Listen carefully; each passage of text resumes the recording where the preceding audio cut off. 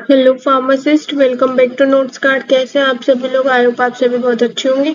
तो आज इस वाले लेक्चर में हम बात करने वाले हैं अपने हॉस्पिटल एंड क्लिनिकल फार्मेसी में चैप्टर नंबर 6 की, जिसमें हमें बात करने है रेडियो फार्मास्यूटिकल्स। काफी छोटा सा चैप्टर है, तो फटाफट से इसको कंप्लीट कर लेते हैं और लास्ट में फिर बात करेंगे इम्पोर्टेंट क्वेश्चन की। इसके जो पर्टिकुलर नोट्स है वो एज यूजुअल हमारी वेबसाइट नोट्स कार्ड पे मिल जाएगी, जिसका लिंक इस वीडियो के डिस्क्रिप्शन में अवेलेबल है, तो आप वहां पे जाके चेकआउट कर सकते हैं। टॉपिक को स्टार्ट करने से पहले एक बार सिलेबस देख लेते हैं। तो इस पर्टिकुलर चैप्टर में एक ही टॉपिक है, रेडियो फार्मास्यूटिकल्स। उसके स्टोरेज की बात करनी है, डिस्पेंसिंग की बात करनी है और डिस्पोजल की बात करनी है। तो सबसे पहले हम बात करने वाले हैं रेडियो फार्मास्यूटिकल्स। रेडियो फार्मास्यूटिकल्स क्या होते हैं? रेडियो का मतलब होता है रेडिएशन, और फार्मास्यूटिकल्स का मतलब क्या होता है? जो किसी डिजीज को डायग्नोस करे, किसी डिजीज का ट्रीटमेंट करने में हेल्प करे। ठीक है, तो जो रेडियो फार्मास्यूटिकल्स होते हैं वो मेनली क्या करते हैं, इनका जो यूज होता है वो डायग्नोस करने में यूज होता है, किसी भी डिजीज को डायग्नोस करने में यूज होता है, या फिर किसी मेडिकल प्रॉब्लम को आइडेंटिफाई करने में इनका यूज होता है। ठीक है, रेडियो का मतलब क्या होता है? जो मेनली रेज छोड़ती है, रेज यानी कि किरणें। ठीक है, रेडियो फार्मास्यूटिकल्स कहते हैं। रेडिएशन होता है इनमें, इमिट होती है, तो उसको क्या बोला जाता है? रेडियो फार्मास्यूटिकल्स बोला जाता है। इनका जो यूज होता है वो डिफरेंट डिफरेंट वेज में होता है। जैसे हम इनको माउथ से भी दे सकते हैं, इंजेक्शन से भी दे सकते हैं, आई से भी दे सकते हैं। तो इनका जो यूज होता है वो डिफरेंट डिफरेंट डिजीज को आइडेंटिफाई करने के लिए होता है, और डिफरेंट डिफरेंट वेज से ये होता है। ठीक है, मेनली तो इसमें सबसे पहले तो यही है कि जो रेडियो फार्मास्यूटिकल्स होते हैं, ये इनके पास क्या होते हैं? रेडियो एक्टिव आइसोटोप्स होते हैं। ये आपने मेडिकल यानी कि मेडिसिन केमिस्ट्री में भी पढ़ा होगा, आइसोटोप्स। ठीक है, तो रेडियो फार्मास्यूटिकल्स वो पर्टिकुलर कंपाउंड होते हैं जो क्या करते हैं? रेडिएशन को रिलीज करते हैं। ठीक है, मेनली इनका जो यूज होता है वो कोई भी मेडिकल कंडीशन को इमेज उसकी पर्टिकुलर इमेज को देखने के लिए किसी थेरेपी में यूज किया जाता है, या फिर हम बोल सकते हैं कि इसका जो यूज है वो किसी भी डिजीज को डायग्नोस करने के लिए किया जाता है। ठीक है, उसके बाद इसका जो पर्टिकुलर यूज है, जैसे अभी बताया मैंने, सेकंड पॉइंट यही है कि डायग्नोस करते हैं, ट्रीट करते हैं different type of disease condition, जैसे कि कैंसर में यूज कर सकते हैं, थायराइड डिसऑर्डर में यूज कर सकते हैं, ब्लड फ्लो प्रॉब्लम में यूज कर सकते हैं।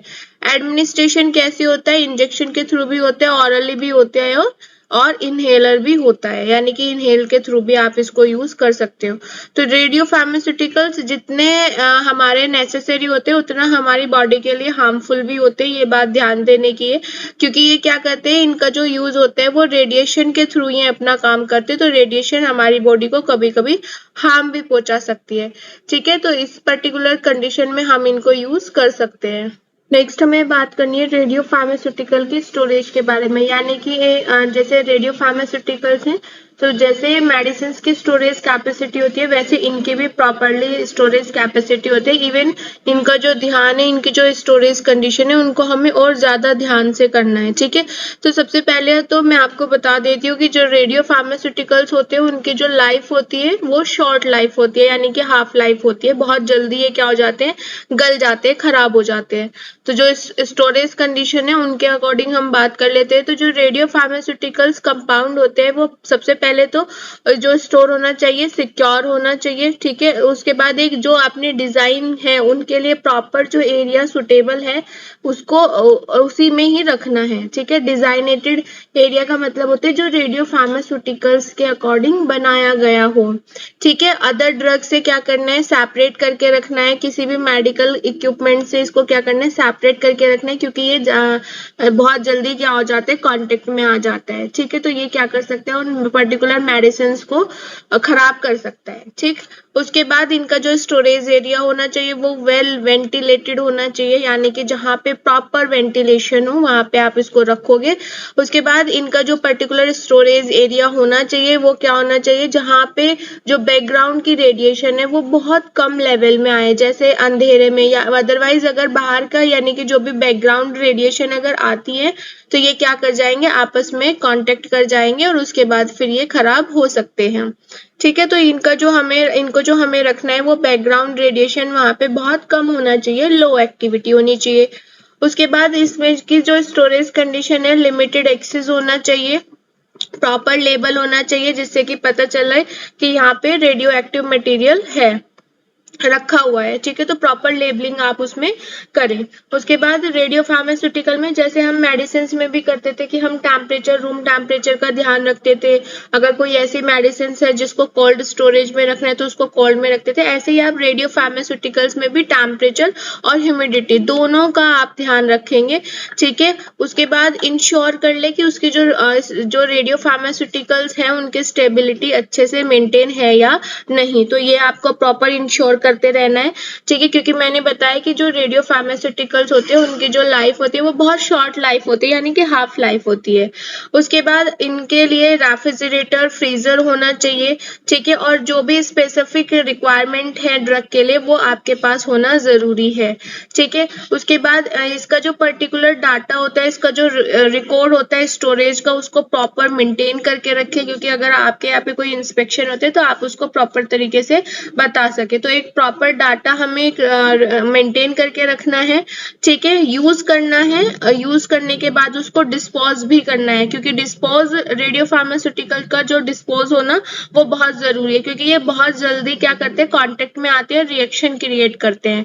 तो आपने अगर उसको सबसे, हमें तीनों में ही ध्यान रखना है, स्टोरेज, उसके बाद अगर यूज कर ले तो उसको डिस्पोज भी आपको करना है। लेकिन डिस्पोजल के लिए भी कुछ टर्म कंडीशन होती है जो हम आगे अभी पढ़ने वाले हैं, ठीक है। उसके बाद इंश्योर कर ले कि प्रॉपर तरीके से जो है वो हैंडल हुआ और प्रॉपर तरीके से ही वो क्या हुआ, डिस्पोज हुआ है, जिसकी वजह से जो रेडिएशन है, ठीक है, उसका जो एक्सपोजर है वो क्या हो जाए, कम हो जाए, जिसकी वजह से रिस्क किसी को ना हो। यानी कि आपको प्रॉपर तरीके से उसको डिस्पोज करना है, जिसकी वजह से रेडिएशन किसी अदर कंपाउंड के कांटेक्ट में ना आए। नेक्स्ट इसमें हमारा आता है dispensing of radio pharmaceutical. Dispensing का मतलब क्या होता है कि जब हम पेशेंट्स को डिस्पेंस करते हैं तो किस टाइप से हमें डिस्पेंस करना है। तो जो रेडियो फार्मास्यूटिकल्स का डिस्पेंसिंग मेथड होता है, स्टेप होता है, वो बहुत ज्यादा इंपॉर्टेंट है, ठीक है, किसी भी मेडिकल कंडीशन के लिए।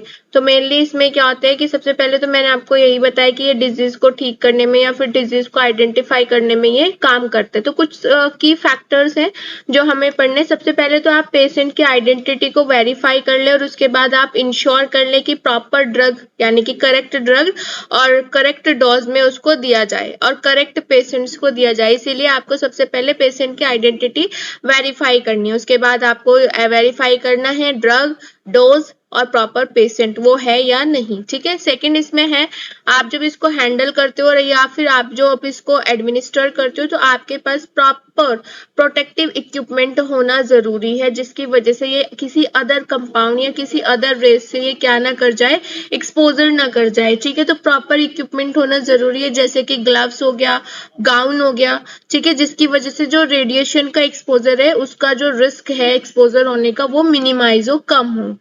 उसके बाद थर्ड इसमें आते हैं कि जो भी मैन्युफैक्चर इंस्ट्रक्शन है एक बार उनको आप पढ़ ले, प्रॉपर तरीके से फॉलो करें, ठीक है। एप्लीकेबल रेगुलेशन यानी कि प्रॉपर होना चाहिए, जैसे कि स्टोरेज हो गया, हैंडलिंग हो गया या फिर एडमिनिस्ट्रेशन हो गया। तो जब भी हम रेडियो फार्मास्यूटिकल्स को स्टोरेज करते हैं या फिर हैंडलिंग करते हैं या फिर एडमिनिस्टर करते हैं तो हमें क्या करना है, प्रॉपर मैन्युफैक्चर की जो इंस्ट्रक्शन है उनको फॉलो करना है। उसके बाद थर्ड इसमें आता है, अगर कोई ऐसा पेशेंट है जिसको आपने क्या किया, रेडियो फार्मास्यूटिकल्स दिए, तो आप उसको प्रॉपर मॉनिटर करें, उसका जो रेडियो फार्मास्यूटिकल्स का जो रिस्पॉन्स है या जो कंडीशंस है उसको प्रॉपर मॉनिटर करें, और अगर कोई एडवर्स रिएक्शंस होती है तो आप उसको रिपोर्ट करें, ठीक है। उसके बाद लास्ट में डिस्पोज आता है, कोई भी अगर यूज्ड रेडियो फार्मास्यूटिकल्स है या फिर एक्सपायर्ड रेडियो फार्मास्यूटिकल्स है तो अकॉर्डिंग टू रेगुलेशन, यानी कि क्या क्या रेगुलेशन होते हैं ये हम अभी आगे पढ़ने वाले हैं,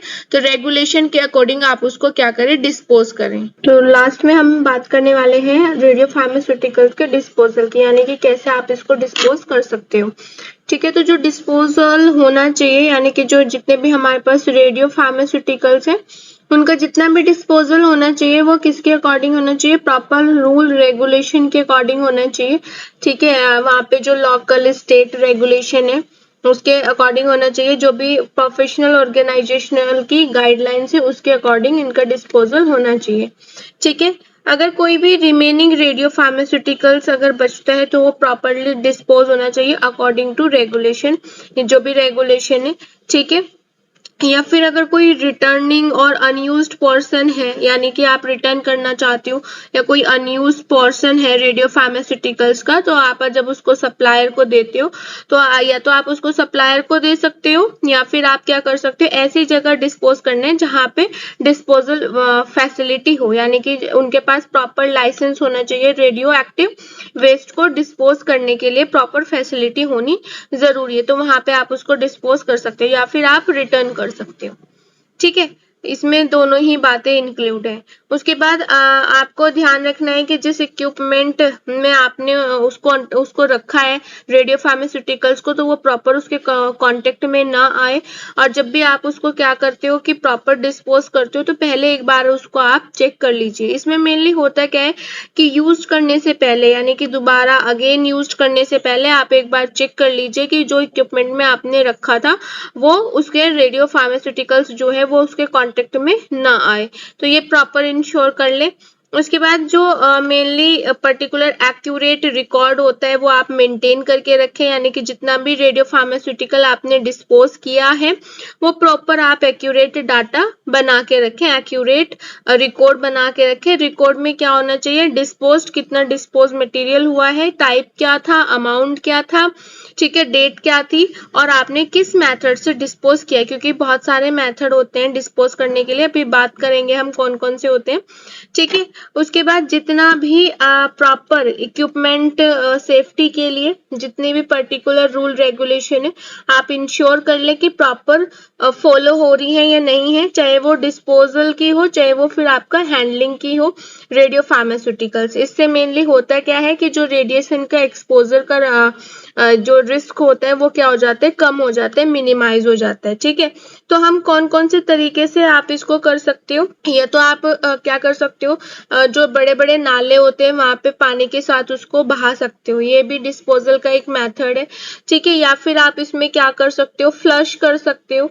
ठीक है, आपने रेडियो फार्मास्यूटिकल्स को क्या कर सकते हो, पानी के साथ आप फ्लश कर सकते हो, तो ये भी कहीं ना कहीं मेथड है।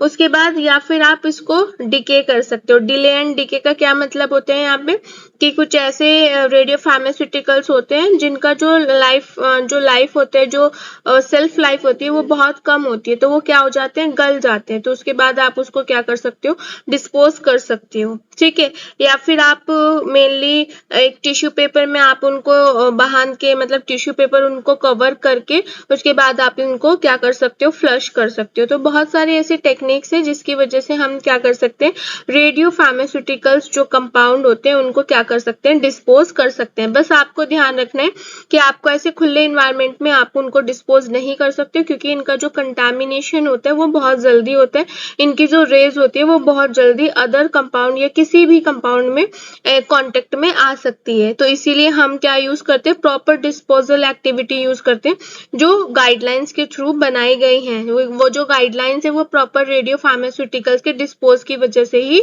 बनाई गई हैं। तो आपको इसमें ध्यान रखना है कि जब भी आप फ्लश करते हो या फिर आप इसको नाले वगैरह में बहाते हो, जो बड़े बड़े पानी के नाले होते हैं, तो वहां पे आप इनको डिस्पोज कर सकते हो इजिली। ठीक है, लास्ट में हम बात करते हैं कुछ इंपॉर्टेंट क्वेश्चन की। जैसे कि आपको पता है कि ये छोटा चैप्टर था, तो इसमें जो क्वेश्चन है वो भी बहुत ज्यादा नहीं है। ठीक है, बेसिकली यही पूछा जाता है कि डिफाइन द रेडियो फार्मास्यूटिकल्स या फिर explain the radio pharmaceuticals, and second storage condition के बारे में पूछ सकते हैं, डिस्पेंसिंग के बारे में पूछ सकते हैं, और डिस्पोजल प्रोसीजर पूछ सकते हैं रेडियो फार्मास्यूटिकल्स का। नेक्स्ट क्लास में हम बात करने वाले हैं चैप्टर नंबर 7 की, जिसमें हमें बात करनी है application of computer in hospital pharmacy practice and electronic health records and software used in hospital pharmacy. Thank you for watching this video. If you want to connect with us, then join our Telegram or WhatsApp group. Link will be mentioned in description box. Thank you so much.